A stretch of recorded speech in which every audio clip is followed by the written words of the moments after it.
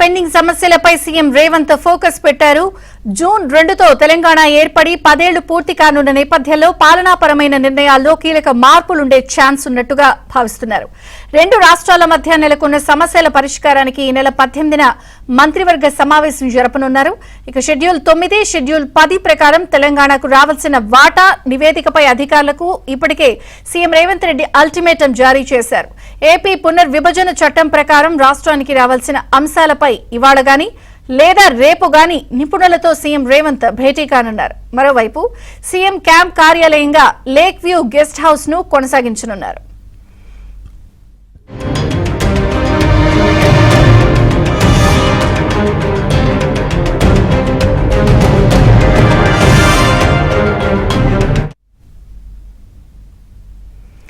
Telangana pending సమస్యలపై CM Revanth Reddy పూర్తి స్థాయిలో ఫోకస్ పెట్టినట్టుగా అర్థమవుతోంది. జూన్ 2తో తెలంగాణ ఏర్పడి 10 ఏళ్లు పూర్తి కాబోతున్న నేపథ్యంలో పాలనాపరమైన నిర్ణయాలు, ఆంధ్రప్రదేశ్ పునర్విభజన చట్టం ప్రకారం ఉన్న పెండింగ్ సమస్యల మధ్య ఇరు రాష్ట్రాల మధ్య ఉన్న అంశాలన్నిటికీ కూడా పరిష్కారం దిశగా కూడా మంత్రివర్గ సమావేశం జరగబోతున్నారు. మరిన్ని వివరాలు మా ప్రతినిధి రాజేష్ అందిస్తారు. Rajesh, over to you.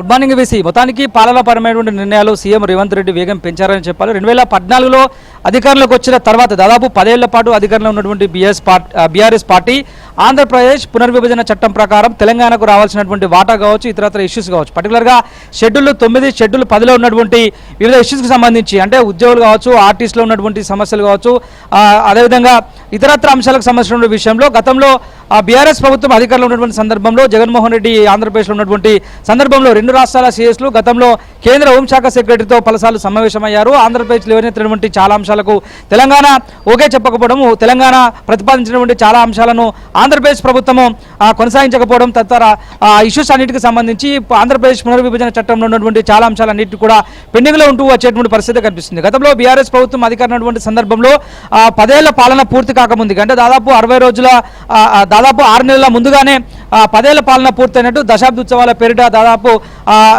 6 నెలల పీరియడ్ ముందే దశాబ్ది ఉత్సవాల పేరిట దాదాపు 2 నెలల పాటు రాష్ట్ర వ్యాప్తంగా ప్రతి జిల్లాలో కొన్ని కార్యక్రమాలు కొనసాగించింది. అయితే కాంగ్రెస్ ప్రభుత్వం అధికారంలోకి వచ్చిన తర్వాత అపరిష్కృతంగా ఉన్నటువంటి పలు సమస్యలకు ఇక మీద ఫుల్ స్టాప్ పెట్టేలా ఈ నెల 18వ తేదీన మంత్రివర్గ సమావేశం నిర్వహించాలని చెప్పేసి సీఎం రేవంత్ రెడ్డి నిర్ణయించారు. దీనికి సంబంధించి రెండు రాష్ట్రాల మధ్య ఉన్నటువంటి అనేక అంశాలకు సంబంధించి ఇటు ఆర్టీసీలు కావచ్చు, ఉద్యోగుల విభజన కావచ్చు, ఆస్తుల పంపకాలు కావచ్చు, విద్యుత్ అంశాలకు సంబంధించినటువంటి విషయంలో గతంలో ఆంధ్రప్రదేశ్ ప్రభుత్వం తెలంగాణ పైన హైకోర్టుకు వెళ్ళింది. దాదాపు 3,400 కోట్ల రూపాయల బకాయిలు ఆంధ్రప్రదేశ్ ప్రభుత్వానికి తెలంగాణ ఇవ్వాల్సిందిగా హైకోర్టుకు వెళ్ళింది. ఆ అంశాన్ని వెనక్కి తీసుకుంటే కనుక తెలంగాణ సానుకూలంగా వివరిస్తుందంటూ కూడా అప్పట్లో ఆంధ్రప్రదేశ్ ప్రభుత్వానికి తెలంగాణ ప్రభుత్వం అల్టిమేటం జారీ చేసింది. ఇలాంటి అనేక ఇష్యూస్ అన్నిటి కూడా ఈ నెల 18వ తేదీన మంత్రివర్గ సమావేశంలో చర్చించి పూర్తి స్థాయిలో నీళ్లు, నిధులు, నియామకాల పేరిట సాగినటువంటి తెలంగాణ ఉద్యమంలో బీఆర్ఎస్ ప్రభుత్వము 10 ఏళ్ల పాటు అధికారంలో ఉండి కూడా పూర్తి స్థాయిలో ఆంధ్రప్రదేశ్ నుంచి తెలంగాణకు రావాల్సినటువంటి వాటాల విషయంలో పూర్తి స్థాయిలో ముందుకు వెళ్ళలేదు. కాబట్టి ఇక మీదట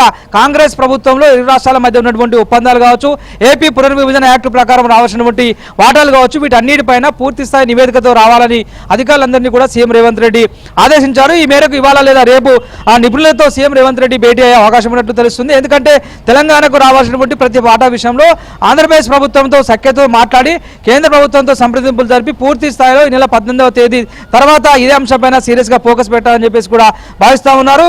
ఇదే అంశంతో పాటుగా ఇటు పరిపాలన పరమైన అంశాలు కూడా చాలా సీరియస్ గా వివరించాలని చెప్పేసి కూడా సీఎం రేవంత్ రెడ్డి భావిస్తా ఉన్నారు. ఎందుకంటే 10 ఏళ్ల పాటు అపరిష్కృతంగా ఉన్నటువంటి చాలా సమస్యల వల్ల తెలంగాణకు అన్యాయం జరుగుతుంది. గతంలో తెలంగాణ విడిపోయిందే తెలంగాణకు పర్టికులర్ గా రావాల్సినటువంటి వాటాల విషయంలో ఈ తెలంగాణ ఉద్యమం జాగింది. కాబట్టి తెలంగాణ రాష్ట్రం ఏర్పాటు చేసుకున్న తర్వాత కూడా పక్క రాష్ట్ర ఆంధ్రప్రదేశ్ ప్రభుత్వంతో పూర్తి స్థాయిలో సంప్రదింపులు జరిపి తెలంగాణకు రావాల్సినటువంటి ప్రతి వాటా విషయంలో లెక్క తెలుసుకోవాలని చెప్పేసి కూడా సీఎం రేవంత్ రెడ్డి భావిస్తున్నారు. ఇప్పటికే ఇటు లేక్ వ్యూ గెస్ట్ హౌస్ కూడా తాత్కాలికంగా ఏపీ విడిపోయిన తర్వాత ఇటు ఆంధ్రప్రదేశ్ కేటాయిస్తూ అప్పట్లో నిర్ణయం తీసుకున్నారు. ఇక మీదట లేక్ వ్యూ గెస్ట్ హౌస్ ను సీఎం క్యాంప్ కార్యాలయంగా వినియోగించుకునే అవకాశం ఉన్నట్లు కూడా సీఎంఓ వర్గాలు చెప్తున్నాయి. ఈ మేరకు కొంతమంది అధికారులతో సంప్రదింపులు జరిపినట్టు కూడా తెలుస్తుంది. 1-2 రోజుల్లో దీనిపై కూడా ఒక క్లారిటీ వచ్చేటువంటి అవకాశం కనిపిస్తుంది. ఇక మంత్రివర్గ సమావేశంలో ఇటు పాలనాపరమైనటువంటి నిర్ణయాలు తీసుకోవడంతో పాటు రెండు రాష్ట్రాల మధ్య ఉన్నటువంటి అనేక సమస్యల శాశ్వత పరిష్కారానికి మరోసారి కేంద్ర ప్రభుత్వంతో సంప్రదింపులు జరిపి పూర్తి స్థాయి సమస్య పరిష్కారం అయ్యే దిశగా సీఎం రేవంత్ రెడ్డి ముందుకు వెళ్లాలని చెప్పేసి కూడా భావిస్తున్నట్టు తెలుస్తుంది.